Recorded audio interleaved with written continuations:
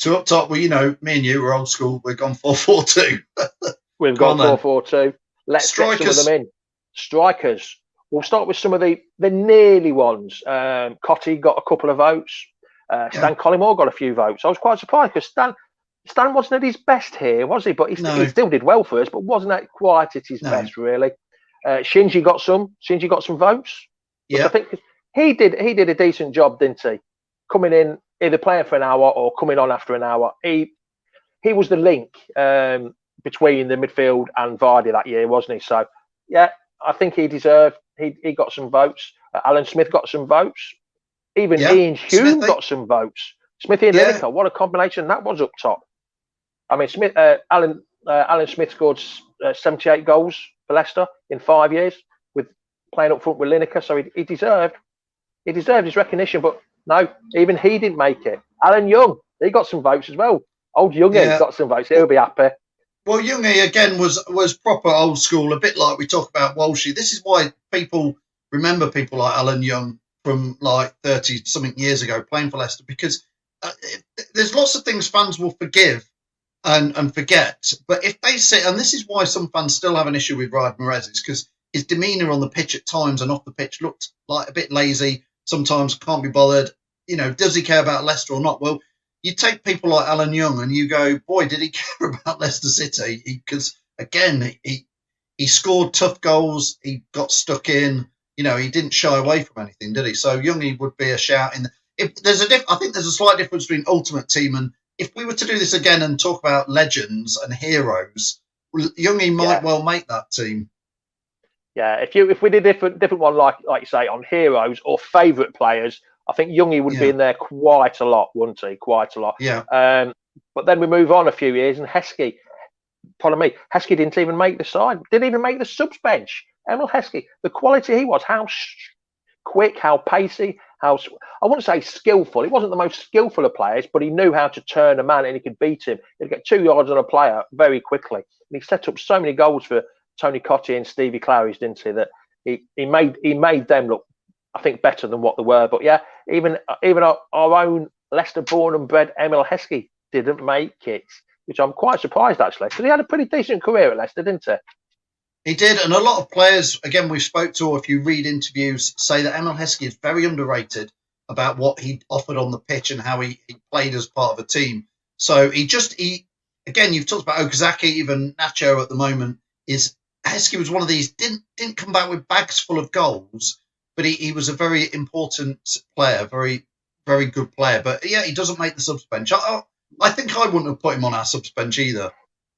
I think Heskey's doing what Vardy's doing now for Nacho, making space and creating goals. I think that's what Heskey did a lot of. He did a lot of the donkey work that other players didn't want to do and created spaces for Cottee and Claridge. But the man that made the bench, now this is in the Ultimate 11 bench, none other, God rest his soul, Frankie Worthington, probably one of the most silkiest left foots I've ever seen. Again, I only caught the very tail end of him. And from the videos I've seen of him just recently watching and in the past, he had the most silkiest left foot, the most cultured left foot. He could ping a pass out to Lenny Glover so easily, it was untrue. Or then he could either ping it the other way to Keith Weller. I mean, I'd have loved to watch that entertainers team in the 70s feel a lot more than what I did. I'd have absolutely loved it. But Frankie Worthington only makes the bench.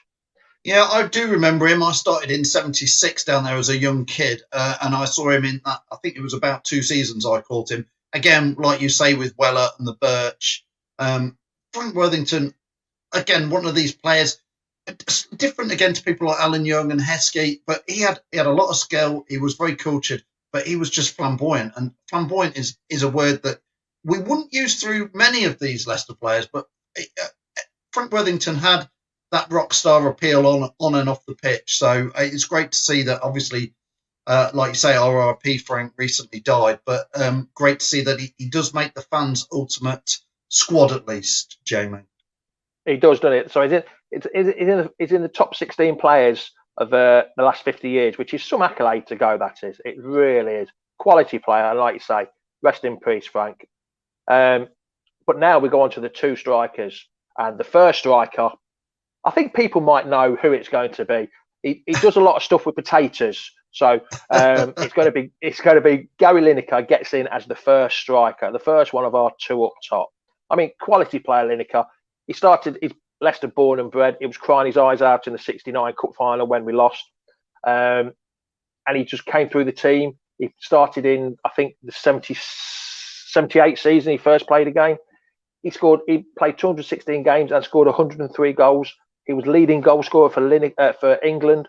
Unfortunately, he only ever won one trophy, and that was for Spurs in '91, I think it was, the FA Cup. So in his whole career, he only ever won one trophy. But he was a fox in the box, a goal poacher, wasn't he? He was one of them strikers that knew where the back of the net was. Very rarely he missed. Yeah, I remember him breaking through again. I wouldn't have been that old, but I remember him. There was another lad called Buchanan, and then obviously Jim Melrose came sort of around the same sort of time. And Lineker, out of those 3 or 4 that were there, similar sorts of players, he got his way through and started scoring the goals. And like you say, he was the fox in the box. He was the ultimate poacher. He was fast. He was quick. He didn't particularly pick the ball up much outside the box and do much with him. He was that poacher when it mattered in the 12-yard spot. But he did go off, Jamie. Everton, Spurs, Barcelona, England, Leicester made him, but he perhaps had his best of his career outside of Leicester. Yeah. I'm just thinking, I think he won a trophy with Barcelona as well. I'm not 100% sure on that. So I think he only won 2 trophies, but he scored goals wherever he went, didn't he? Whether it's Spurs, Barcelona, Leicester, Everton, Grampus 8 in Japan. He scored goals left, right and centre. And now he's on TV talking about Leicester and, talking about football. But when Leicester are on, he still loves Leicester, doesn't he? He's Leicester. Cut him and there's blue blood pouring, Leicester pouring out everywhere from him, isn't there? There's no way you could have an ultimate Leicester City side without Gary Lineker in there. I mean, like you say, he helped the club out when it was in administration as well. He's been a big supporter. Wore his lucky pants that day when we won the Premier League on Match of the Day. Absolutely perfect Leicester lad, isn't it? Well done to him. He said he's going to wear them again if we win again. Oh, God. That'd be a good one to watch again, wouldn't it? But anyway. Indeed. So, who would let Phil have a guess who the next choice is as the next striker up top? Can you guess? We've missed someone out. I'm not sure who we've missed out, but can you guess who it might be? I can. I'm not going to let you say who it is, but I will say that this guy obviously is cult status on many levels. Again, like Walshy, like Youngie, like Elliott. This guy leaves it out on the pitch, doesn't he? And for turning down, it's a movie star story, isn't it? It is. I mean, he likes a bit of Red Bull. He likes a bit of port before the game, so we've been told. He likes a bit of WKD as well. It's none other than Jamie Vardy. Jamie Vardy is the ultimate striker. The striker in the ultimate team alongside Gary Lineker. I mean, what more can you say? 340 games, 144 goals, England caps, Golden Boot winner, Premiership title winner, Championship title winner. He's done it, hasn't it? He's done it. He just needs, I don't know. He's just a legend, isn't he? He's a legend with the club, and I think he'll always will be. If we do this again in 10 years' time, Phil, I think Jamie Vardy would be there. No matter what team you have, Jamie Vardy would be the ultimate striker, I think. I think so, Jamie. And like you say, the moment he turns down Arsenal and says, why would he want to go to Arsenal? He wants to stay at Leicester, secures his relationship with Leicester City fans and the club for the next 50 years. He'll be an old guy, and fans who haven't been born for 30 years will still know who Jamie Vardy is and what he did for the club, winning the league, and the fact that he stayed. So apart from those sorts of moments, he also, like you say, scored multiple goals for Leicester and won the Golden Boot for us, and nominated for a what do we call it, Ballon d'Or. Ballon d'Or, yeah. I mean, you look at our strike force, 550 games and nearly 150 goals between 250 goals between them. That's some record. I think most teams would love to have that up top, wouldn't they? But are they doing the work and Lineker slotting him in at the back post? Absolutely fantastic. Now, if we were looking at formations, Jamie, if I'm being honest, having Lineker and Vardy play together, I don't think would work that well, because I think they're quite similar players, because they don't create particularly many goals. I know Vardy has recently a couple, but generally they are both poachers in the box. Vardy can go a whole 90 minutes, and you look at his stats, and he scored 2 goals, and he's had 7 touches, and you go, yeah. You know, and Lineker was the same. Score a couple of goals, have very few touches. So I wouldn't say they would work that well as a pair. What do you think?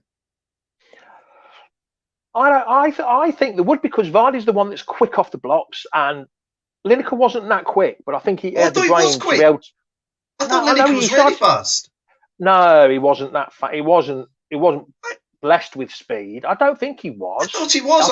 I remember him scoring lots of goals by almost breaking the offside trap. Teams used to play an offside trap much, much higher, and Lineker used to burst through and score the goal. Maybe he was just reading the game.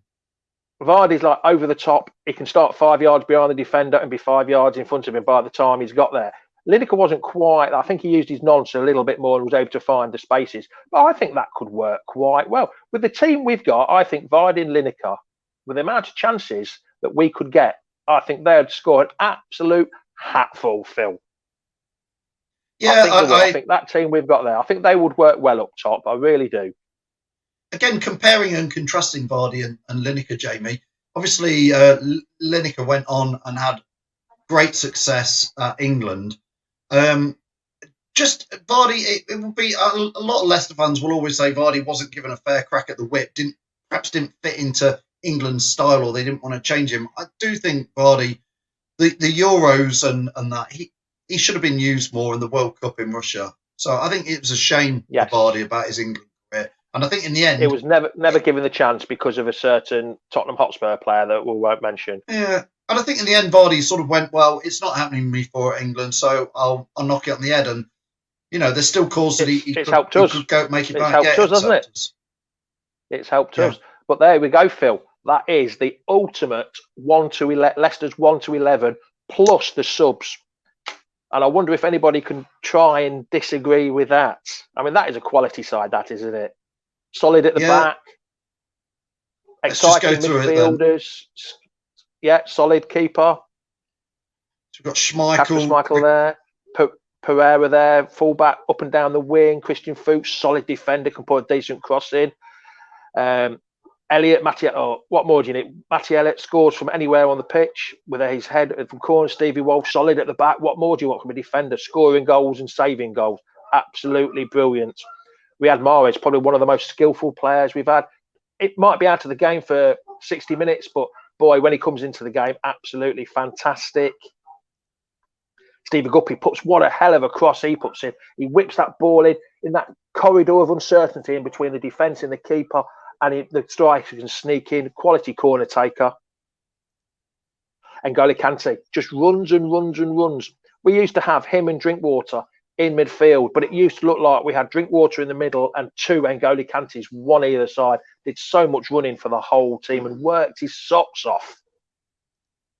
Muzzy Izzet scored some wonderful goals, like I said, against Leeds, Grimsby. But it wasn't just that, it was his work rate and his skillful. Like him and Mahrez, probably the 2 of the most skillful players that we've had, and probably deserved a bit more recognition than what he's actually got on the international scene. Gary Lineker, what a striker. I know he's selling spuds now, but he used to sell spuds before with his dad on the market. Now he sells spuds after.